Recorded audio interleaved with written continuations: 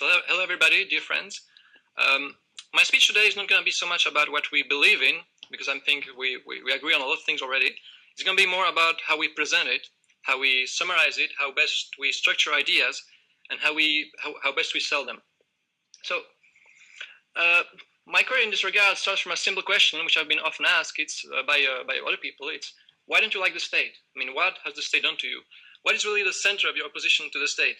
And the question is threefold. I mean, first of all, yeah, why don't we like the state? Second of all, why does it matter so much? Because there's a lot of things we don't like. Doesn't it mean we make political causes, paramount political causes out of them? So why does it matter so much? Why is it so important? And thirdly, of course, if we don't like the state and it matters, what do we actually do about it? And the answer I'm going to try to present today is try to emphasize the difference between laissez-faire and the state as the fundamental opposition between civilization and dark ages.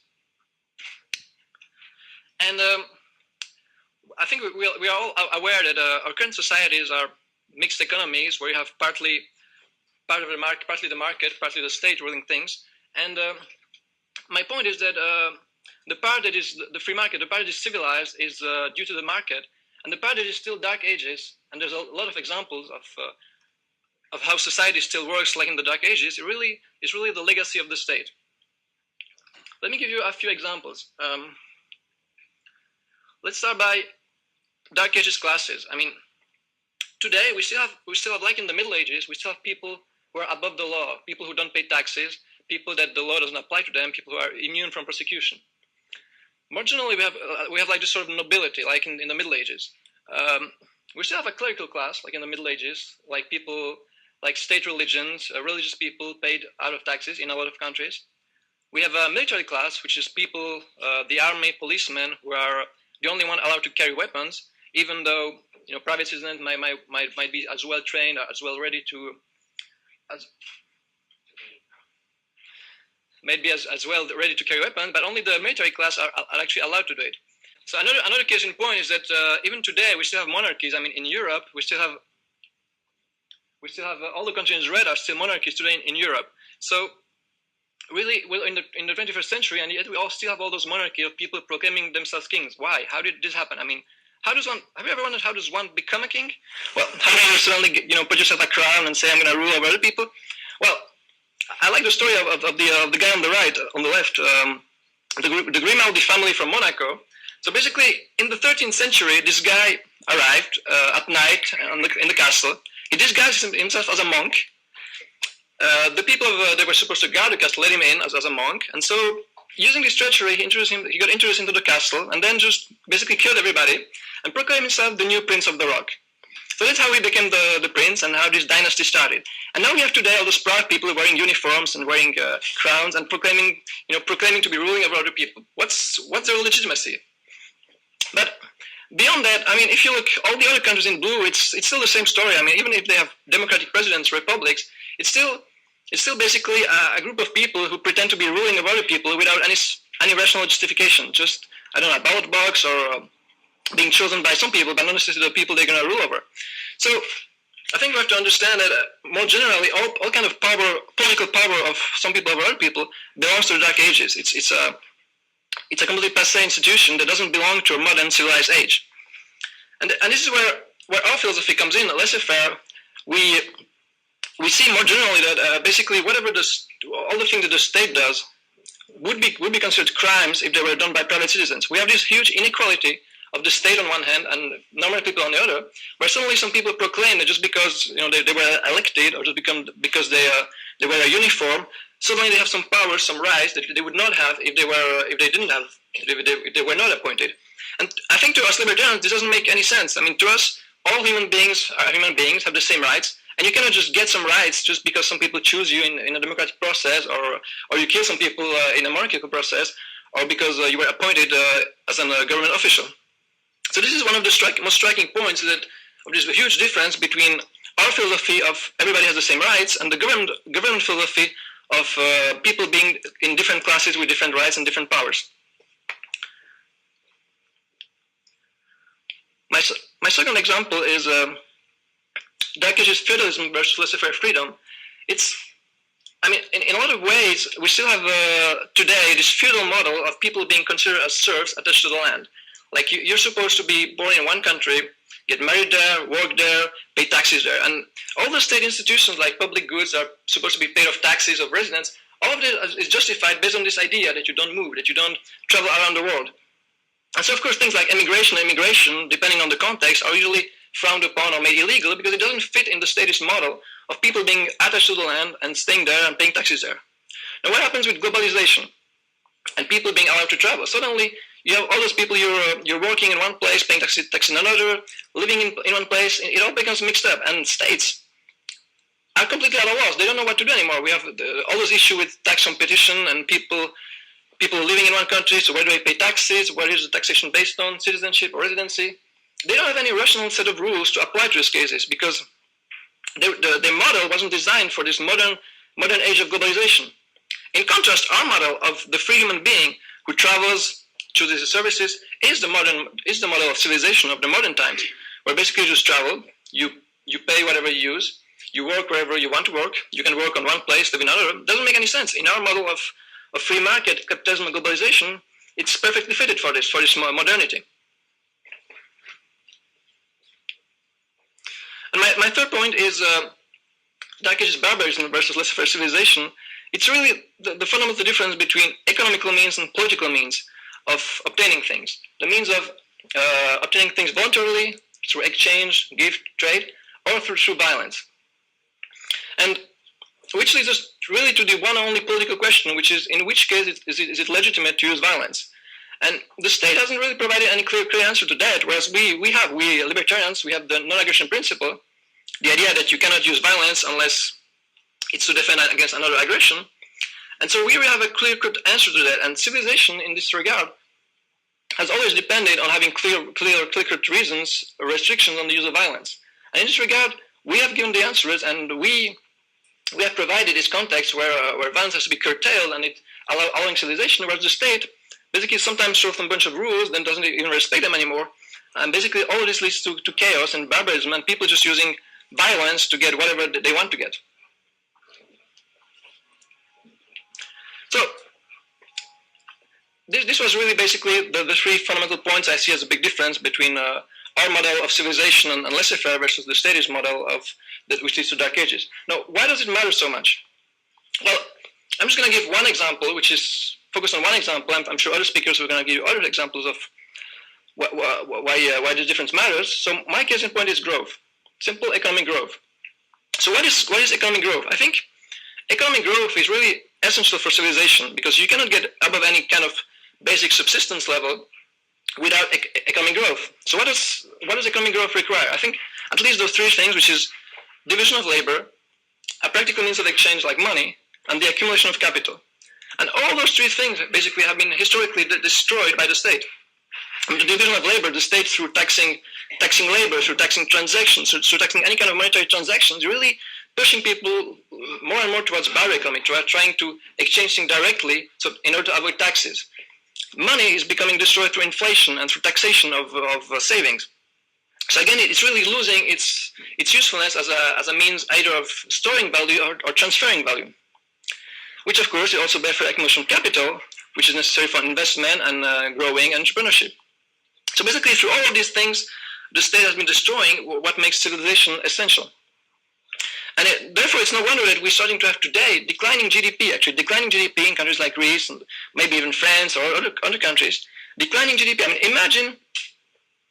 imagine the amount of incompetence and destruction you have to perpetrate in order to, in our current century, to have actually declining growth, despite the fact that we have huge technological progress. It's really, you really have to wish to get poorer to achieve that.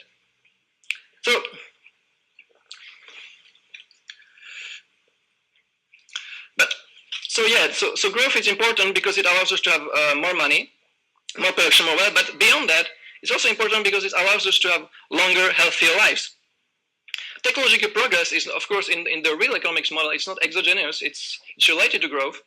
And if the state taxes savings, it's going to slow down technological progress as well. So it's not a given. And what is really essential, I think, is the huge impact over the long term of growth rate. We have to realize that the state, I mean, everybody mostly agrees that the state impacts growth rates, lowers them. And I mean, there have been lots of studies that demonstrate by how much. But the point is that even a small difference in growth rate compounded over 1,000 years, over a few hundred years, it's really going to make a huge civilization impact. Just to give you one simple example, I've done a website, by the way, that's a calculator that allows you to calculate, input data, and try some more examples to really realize the mathematics of this, which are sometimes hard to grasp. So just to give you a very simple example, if you take two countries, one with a growth rate of 1%, one with 2%, and you compound that over 1,000 years, well, the first country is going to be 20 times wealthier than the second one, 20,000 times. There really is a difference like between the Dark Ages and civilization. There's really a difference between abject poverty or incredible wealth. It's the difference between smartphones and stone tablets. Really, the kind of difference you cannot grasp if you haven't lived it. So, like I've said, growth is essential for wealth. It's essential for longer, healthier life. It's really, to a lot of people, it's a life and death issue. I mean, besides the fact of all the million people that states are murdered directly, we really have the wealth. I mean, medication, food. It really is a life and death issue for most people. So it really is essential. But beyond that, we also have things like space exploration or life extension, even quest for immortality, which we're getting closer technologically, but which require money, which require growth, therefore, which require a lot of capital. So this is all of the kind of things that the state is currently keeping us from achieving. But beside the fact that the state won't let us have the kind of money that's necessary for this, we have to realize it's not in the state's ideology to have longer lives. I mean, if you look at the state social security model based on the Madoff idea of paying previous people from the latest arrivals, it's really, if we start living longer, I mean, and really longer, extending life, the state are, again like with the feudal model, they're going to be completely at a loss with those new technologies because their model is completely unadapted to this. So again, they're probably going to be pushing against that, probably going to try to outlaw it, or maybe make some ethical committee that's going to rule that people living longer lives is not good and something like that in their collectivist ideology. So my point is, in all those kind of big issues that matter, it really should be pretty easy to spot the fundamental difference between our philosophy and civilization on the one hand, and the states and their philosophy that really keeps us in the Dark Ages on the other hand. So it should be pretty easy to pick sides. So that's my point. What do we do about it? Well, first of all, yeah, like I've tried to do, make the issues clear so that it becomes really easy to pick sides. Really go down to the real issue, to the things deep, that make it easy to pick sides, to see what is right and what is wrong. So, in order to do that, first of all, yeah, we have to present these points that it's really a debate between civilization or Dark Ages. It's not a debate between one system that will be more optimal than the other, between slightly less taxes, slightly more taxes, between something being slightly more efficient. It's really these big questions that we have to address and lead the debate there. So, second point, the burden of proof rests on them, not us. I mean, the states have done so much damage, so much violence, so they should be the ones justifying themselves, justifying their model, justifying why should anyone be a king? Why should anyone be a president? What does it kind of sense does it make? They should be the ones on the apologizing side. We shouldn't have to justify ourselves as some kind of rebels against society who suddenly arrive with this weird libertarian model of changing everything. That's not the case. I mean, our model is the mainstream model that makes civilization and society possible. Our model is really the mainstream model, and the states are the ones who are trying really to sabotage society and civilization. So they should be the ones justifying themselves and why and how they do this. So we really have to stick to the essentials. Stick to the essentials. Really, not only have a point of view in a debate, but bring the debate to the questions that matter to us. Don't just choose your answer to a debate. Choose the debates, because the states will always try to sidetrack us into debating policy matter of whether the state should finance this or finance that, or subsidize this group or that group, or aid this country or that country. And we have to avoid those kind of debates and really bring the debate back to what matters and where we are strong and where it's easy to pick sides, which is really bring it to the essential question, which is, in which cases is it legitimate to use violence and in which cases it is not. My next point is drop the labels. Like I've said, we are basically people who defend civilization, who defend an understanding of reality, a system that works, and the states have been basically denying it and clinging to past ideologies. So my point is, our goal is not to convert people to some ideology or lifestyle. Our point is really to to make people understand this and to make people trust their basic intuitions about their freedom, about what matters to them, and to understand that their intuitions in this regard are right, and that the state has no right to aggress them and to steal from them. So it's not about converting people, it's more about making them realize things that they already know, that they already practice in their daily lives. Which leads me to my final point, is mean it, which is simply mean, understand all of the above, understand the state for what it is, and understand that our goal is not so much to convince people of the state, it's rather realize what the people of the state are doing and act accordingly. Don't try to convince people, because you don't have the duty to convince state officials to let you go. You just have to try to reach a world where they will let us alone, where they become powerless. Our goal is not to convince the people who are trying to rob us. Our goal is to convince everybody else to ignore them. And I think, yeah, act accordingly and understand those principles, and everything kind of falls into place.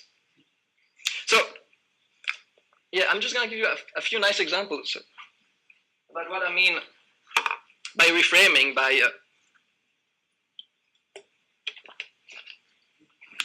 changing the debate into something that's more favorable to us. So there's just a few examples, very simple, that I like. One is, your libertarians are the type who allow fornication in public parks. What do you mean public parks? So this is an example of reframing the question. I mean, we cannot let ourselves get sidetracked into a debate about what should and shouldn't happen in public parks. The point is that why should it be public parks? How did the public parks get? How were they financed? Who got the money? What kind of violence was used in order to extort the property and the money to finance it? That's really the question where we're strong and where we have to insist, instead of getting sidetracked on debates when there's maybe no good or wrong answer. Another example is Ron Paul. Congressman Paul, 50% of Americans pay income tax. What are your thoughts? We're halfway there.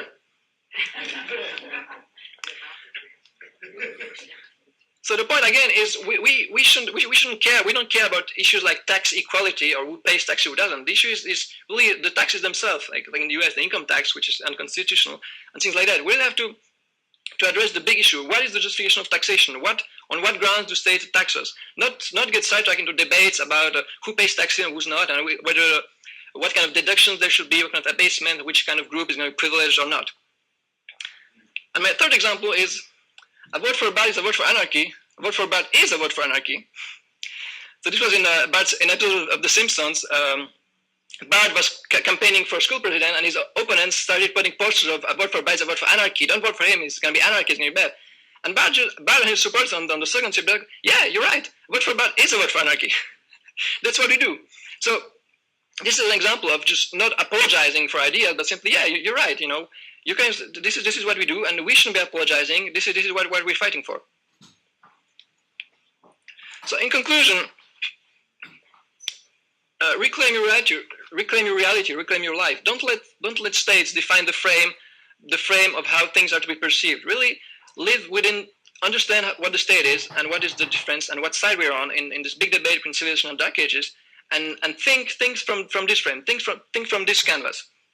So recognize the state as a dark age institution, understand that the growth of the state cannot go on and that the state will collapse, and that sooner or later people will have really to understand, if we're not to go to really dark ages and start dying out of hunger, people will have to understand and embrace civilization as the free market, what they already do in a lot of cases, but embrace it everywhere.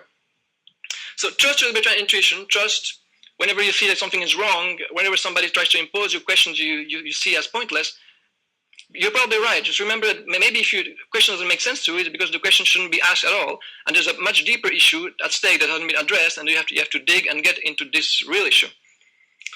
Live according to your principles, be an entrepreneur of liberty, never mind the law and the law, just simply try to be as free as you can within what the state allows.